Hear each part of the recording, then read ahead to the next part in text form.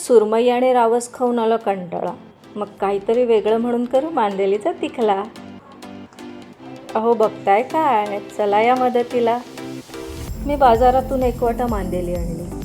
ती साफ करून नळाखाली स्वच्छ धुवून घेतली. आता तिला 1 चमचाभर मीठ आणि अर्ध्या लिंबाच्या रसाने आंघोळ घातली.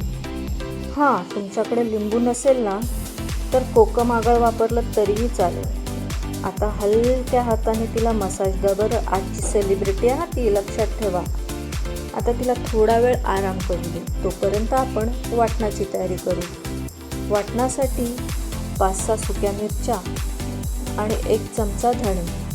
सुक्या लाल मिरच्या आणि धणे एकीकडे भिजत ठेवा 10-15 मिनटासाठी. तोपर्यंत खोबरं किसून घ्या आणि लसूण सोलून घ्या. अर्धा कांदा कापून घ्या, अर्धा टोमॅटो कापून घ्या, कोथिंबीर पण कापून घ्या बरं. आणि भिजवलेल्या मिरच्या, धणे, लसूण, टोमॅटो, कांदा, कढीपत्ता, कोथिंबीर हे एकापाठोपाठ मिक्सरच्या भांड्यात ढकलत जा. खोबऱ्याला एवढ्यात ढकलू नका, त्याला थोडा वेळ राहू दे. एक कोथिंबीर बाई जा न गं त्यात, किती वेळ. गेली कोथिंबीर भांड्यात. आता काय करायचं माहीतच असेल तुम्हाला. काय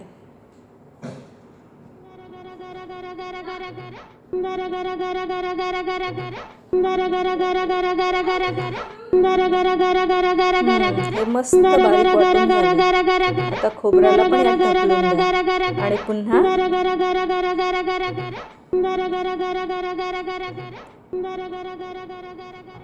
आता आराम करणाऱ्या मांदेलीला उठवा आणि तिच्यावर हळद आणि मसाल्याचा मास्क लावून पुन्हा थोडा वेळ आराम करू द्या. तोपर्यंत 5-6 लसूण पाकळ्या सोलून घ्या आणि चांगल्या ठेचून घ्या. आता गॅस ऑन करा.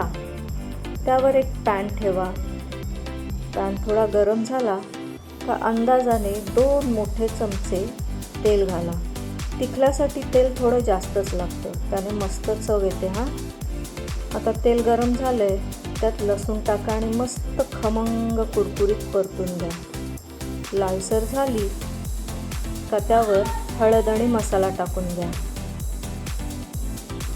आता हळद मसाला टाकून झाल्यावर पुन्हा थोडंसं ढवळा आणि आपण जे वाटण केलं होतं ना ते यात घालून घ्या.